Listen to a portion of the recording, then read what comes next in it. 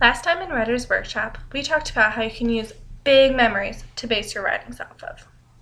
In the story we read, the author used the idea that her relatives came to visit her to write about. But some of us had some troubles finding family stories to write about. Good writers have lots of strategies to come up with an idea.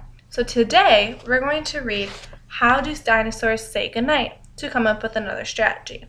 In this book, the author starts with a question to start the writing off. Let's find out what the author does next. Here's the book, How Do Dinosaurs Say Goodnight by Jane Yolen and illustrations by Mark Teague. What do you see that's different from The Relatives Came? Yeah, you're right. There's a question. The whole title is a question. So now let's read the story.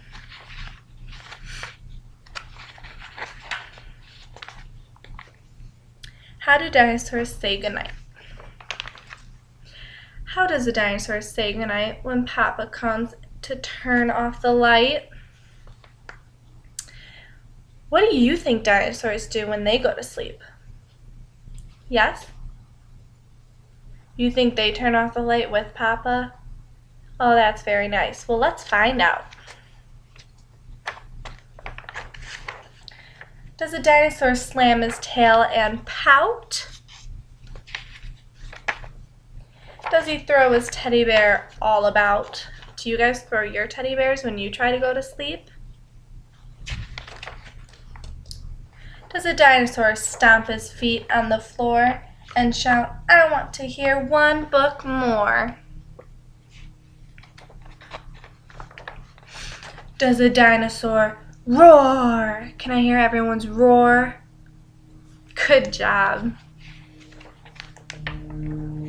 How does a dinosaur say goodnight when Mama comes in to turn off the light?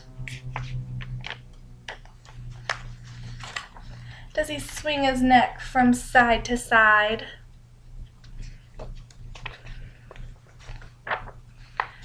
Does he up and demand a piggyback ride?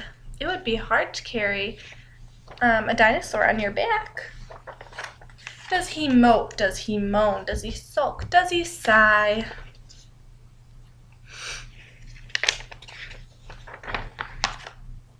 Does he fall on top of his covers and cry?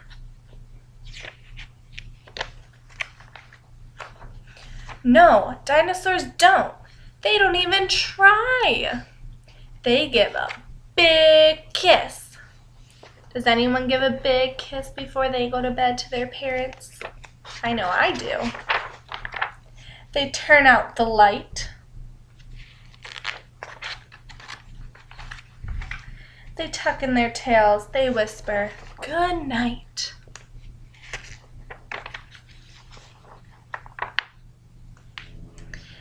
They give a big hug.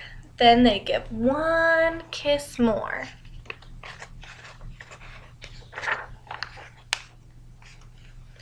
Good night, little dinosaur. Now, what was different from The Relatives Came? Yes. Yes, the illustrations are different. Good job. Yeah. You're right, it had a lot of questions. Should we go through and count all the questions? This one's a question, so that's one. Let's see. We need to obviously look for the question mark. That tells us that there's a question. I see one. There's one. 2, 3, 4, 5, 6, 7, 8, 9, 10.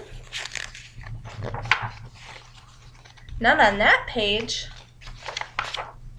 or that one. So right now we're at 10. Let's see, are there any more? That's it. There were 10 questions throughout this whole book. That's a lot of questions, isn't it? That's like all of your fingers.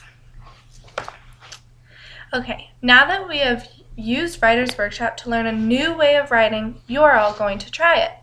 So, you guys can brainstorm questions, think of one that you find interesting.